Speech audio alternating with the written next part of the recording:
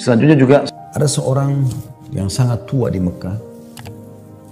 Dia menaungi kurang lebih 8 orang wanita. Cuma dia sendiri laki-laki. Umurnya 60 tahun, hampir 70 tahun.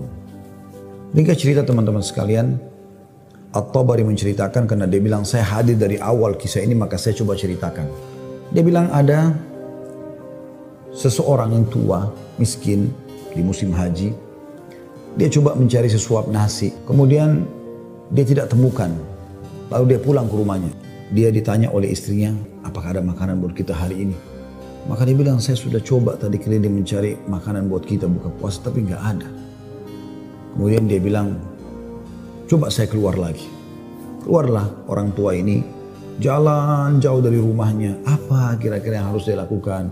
Dia harus kerja kemana? Sambil bermunajat kepada Allah, ya Allah berikanlah rezeki. Sampai karena dia capek, dia duduk bawah sebuah pohon. Kemudian dia sengaja tangannya dia menyentuh tanah yang ada di situ. Kemudian dia menyentuh seperti satu barang keras gitu. Waktu dia lihat ternyata ada kotak di sebelah dia. Dan kotak ini biasa dipakai untuk ngisi emas. Maka dibukalah sama dia kotak tersebut. Ternyata betul ada emas dalam. Banyak sekali. Kalau saya tidak salah waktu itu 1000 keping. Ini harta yang luar biasa. Nggak ada orang di bawah pohon. Maka diambil sama dia.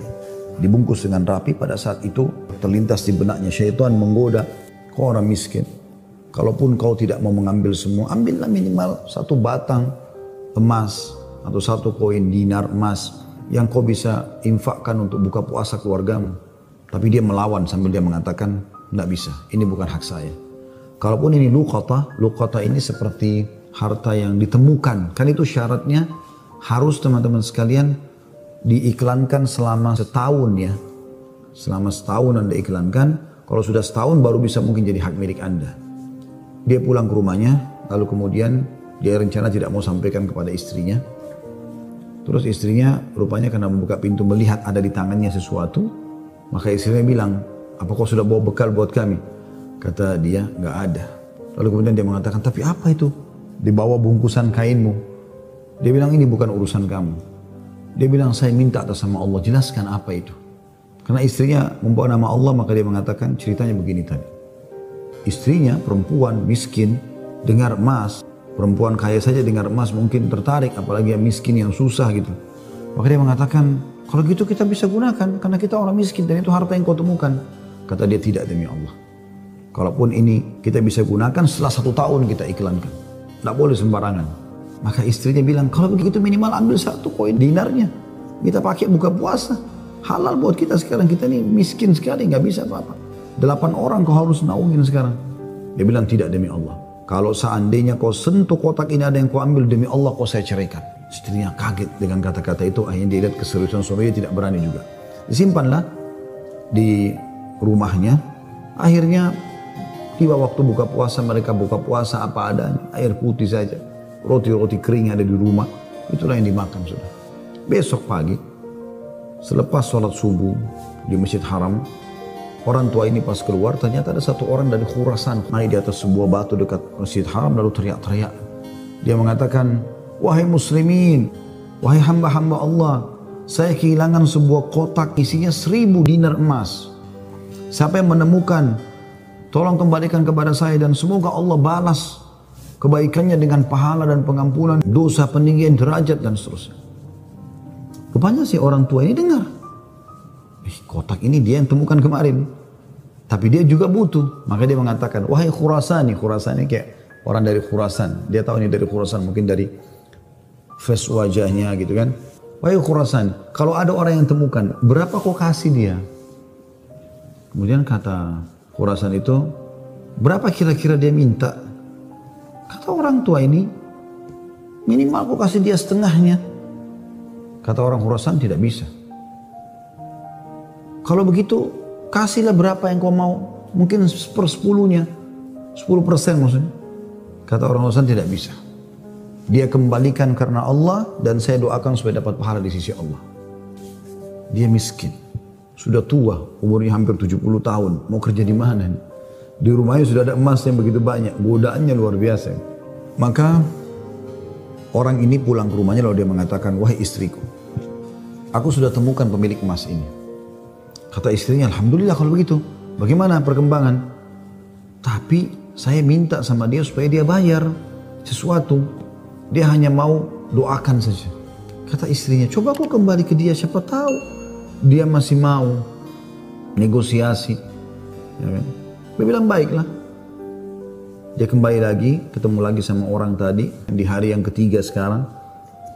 Maka orang itu sama orang Khurasan naik ke atas batu yang sama dekat Masjid Haram. Wahai muslimin, wahai hamba-hamba Allah, ada nggak menemukan peti saya isinya 1000 dinar emas. Semoga Allah berikan dia kedudukan, Allah ampuni dosanya, angkat derajatnya dan seterusnya, didoakan gitu. Datang lagi orang tua ini mengatakan, wahai Khurasan, saya sudah bilang sama kau kemarin, berilah upah. Mungkin kalau kau tawarkan upah, orangnya mau mengembalikan penemunya. Kata dia, berapa paman saya kasih? Dia bilang, saya bilang kemarin 1/10. Orang sana mengatakan, enggak, saya enggak mau. Kalau begitu, berikan dia 1 saja dinar itu, yang dia bisa pakai setengahnya, dia sedekahkan untuk beri makan orang-orang susah di sekitar haram, setengahnya lagi dia pakai buat kebutuhan keluarganya. Orang Khurasan ini diam lalu mengatakan, tidak demi Allah. Jadi luar biasa, dia nggak mau kasih.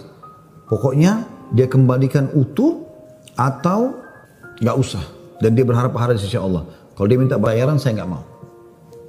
Orang ini kembali lagi ke rumahnya, bilang lagi sama istrinya, orang ini betul-betul nggak mau. 1 dinar pun dia nggak mau kasih. Kata istrinya, lalu bagaimana? Kata dia, saya akan berazam sudah mau kembalikan. Semoga Allah menyelesaikan permasalahan kita.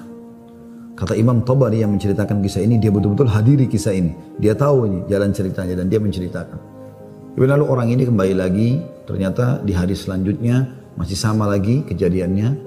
Terus kemudian kata orang tua ini karena sudah 3 hari berturut-turut dia mengatakan, wahai Khurasan, kau mau petimu? Saya tahu di mana petimu itu. Kata dia, ya baiklah saya akan ikut. Ikutlah dia. Kata Imam Tabari, saya ikut ke rumahnya orang tua ini.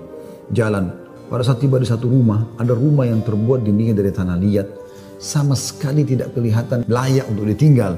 Tapi hanya sekedar tanah liat, mungkin kalau ada angin kencang bisa rubuh. Atapnya ditutup hanya dengan kain-kain sobek. Ya. Pintunya pun diangkat untuk dibuka gitu. Kemudian dia masuk dan dia persilahkan masuk. Saya pun izin. Saya mengatakan, maaf paman, bisa nggak saya ikut masuk? Karena dari awal saya lihat kisah ini. Maka dia mengatakan, masuklah. Dia bilang, waktu kami masuk, rumah itu nggak ada sama sekali karpetnya, nggak ada apa-apa, kosong lompong. Cuma ada semacam sekat dan seakan-akan di belakang sekat itu ada wanita-wanita tua yang kelihatan dari penampilan mereka juga itu susah. Lalu kemudian orang tua ini menuju ke satu arah di rumahnya, terus digalilah tanah, dikeluarkanlah kotak tersebut. Lalu kemudian dikatakan, sayalah penemunya hartamu itu. Ini. Dan saya sempat minta sama kamu agar kau berikan sebagian. Sebagaimana kau lihat ini keluarga saya susah begini. Saya sendiri laki-laki dan umur saya sudah hampir 70 tahun. Sementara ini istri saya ada di sini juga sudah tua. Ada mertua saya, ada 2 saudari saya, ada 4 anak saya. Mereka semua miskin. Maka orang Khurasan itu mengatakan, dia buka, dia periksa, ternyata masih utuh 1000. Dia mengatakan, tidak. Saya tidak akan memberikan apa-apa. Lalu kemudian dia angkat, lalu dia keluar. Saya cuma bisa doakan kamu kebaikan. Waktu dia keluar, kata Imam Tabari, semua perempuan-perempuan tadi yang tua-tua ini ada, yang memang bajunya lusuh. Seperti orang yang menggigit jari dan kaget ada orang diberikan kembali 1000 dinar, tidak dibayar sedikit pun. Dan tokoh kita ini luar biasa, dia hanya mengatakan, inna lillahi wa inna ilaihi raji'un. Dah, kalimat istirja, ini musibah. Sudah menemukan apa dan dia betul-betul jujur, dia jaga, dia enggak ambil karena takut kepada Allah SWT.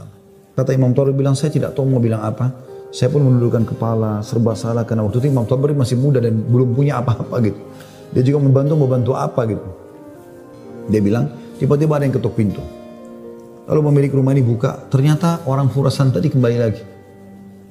Kata dia, ada apa wahai Khurasani? Istilahkan Khurasani maksudnya nisbat kepada negeri Khurasan itu ya. Kata orang Khurasan itu, bisa saya masuk? Kata dia, baik silahkan masuk. Masuklah dia. Kemudian dia mengatakan begini ceritanya. Saya ini punya seorang ayah yang meninggalkan 3 peti emas seperti ini. Masing-masing isinya 1000 dinar emas. Ayah saya waktu mau meninggal, dia mengatakan, 1 kotak, berarti 1000 dinar emas, kau bagikan sebagai warisan. Itu sudah banyak sekali. 1 kotak 1000 dinar emas lagi, kamu gunakan untuk pergi haji, kalau aku meninggal. Dan 1 kotak dinar emas lagi, sepertiga hartanya maksudnya, itu kau berikan kepada 1 orang yang sangat miskin dan susah. Saya ingin supaya mereka jadi baik kehidupannya. Maka dia bilang orang Husain ini, itulah sebabnya wahai paman, saya tidak mau memberikan Anda 1 dinar pun. Karena ini amanah orang tua saya. Tapi demi Allah, setelah saya keluar dari sini, saya tadinya memang mau menguji, mau melihat apakah Anda betul-betul susah atau tidak. Ternyata sudah saya lihat tempat Anda dan saya keluar, Anda pun tidak marah, tidak apa.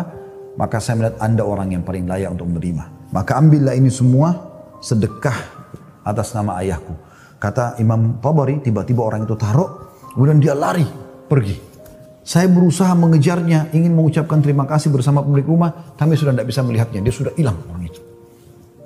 Kemudian saya pun dipanggil kembali oleh pemilik rumah, duduk, kemudian dibukalah pada saat itu kotak itu, lalu mulai dia panggil ke-8 wanita yang ada di rumahnya itu. Kata Imam Tabari, demi Allah dia mulai membagi kepada kami rata. Karena jumlah kami 10, maka kami masing-masing mendapatkan 100 dinar. Setelah selesai, lalu dia mengatakan kepada istrinya, wahai istri, bukankah ini lebih baik setelah kita sabar sedikit, Allah menjadikan semua jadi milik kita, daripada kemarin kamu ambil 1 dinar tapi haram. Kemudian dia balik kepada saya, kata Imam Tabari, dan dia mengatakan, demi Allah, baju ini yang saya pakai, dia bilang, hanya ini baju yang utuh di rumah kami.